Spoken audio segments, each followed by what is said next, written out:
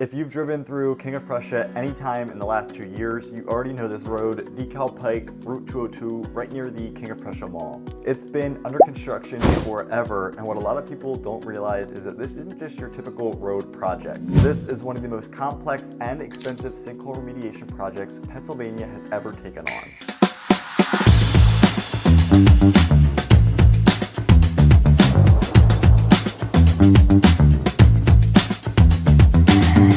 It is now January 2026, and while there's finally been some progress, the battle underneath the road is going to be far from over. Here are some of the latest updates. In late 2025, we saw a major win. The northbound lanes reopened after nearly 9 months of extensive work.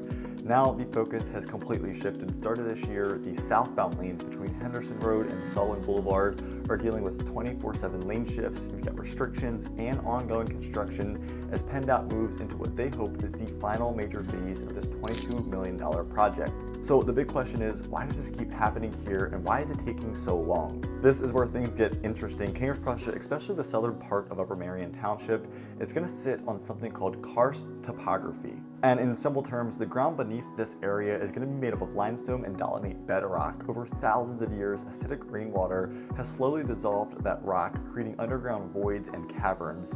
You're not going to be able to see them, but just know that they're there, and one day the ground is going to collapse, and that's how we're going to have sinkholes. This isn't going to be new. I mean, Upper Merion has been dealing with sinkholes for decades now. But what's made things worse in recent years is a combination of aging underground utility pipes. You've got heavier, more frequent rainfall and increased traffic loads. Actually, in fact, back in 2023, crews thought they had already fixed this stretch of road, and then days later, the workers started to hear water going underneath the brand new poured concrete, and that was just a sign that the ground below was still very unstable. This was actually around the time that PennDOT had realized it wasn't a surface problem, it was going to be a deep structural issue.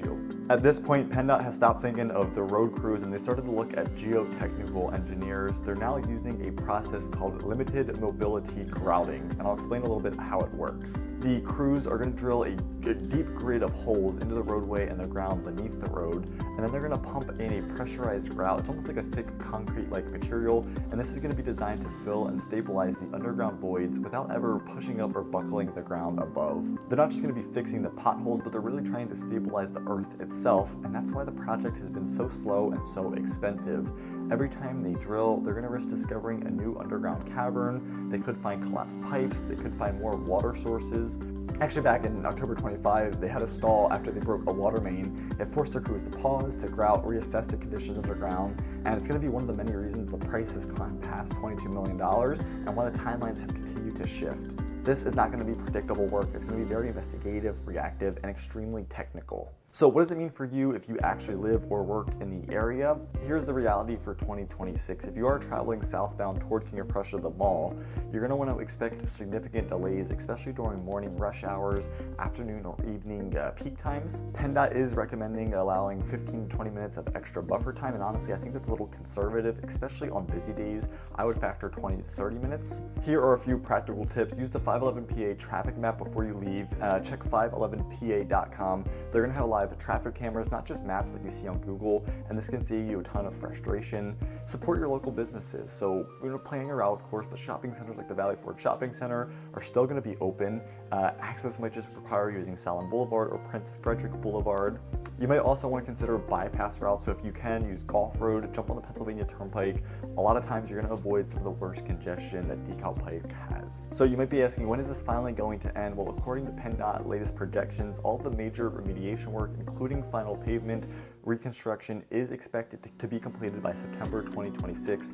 And when it is done, this new stretch of Route 202 is going to be more stable than it has been in the last 50 years. And this all matters because King of Prussia is not just going to be a shopping destination anymore. I mean, you definitely know that by watching these videos. It is a regional job hub, it's a transit corridor, it's going to be a key connector between the city, the main line, and other western suburbs. Infrastructure problems like this, they don't just affect the traffic, but they're going to affect the business access, they're going to affect commute patterns, real estate values, quality of life, and that's why this project is just far beyond one road. I'm curious, I want to hear from you. What's the worst King of Prussia traffic story that you've had or that you've dealt with?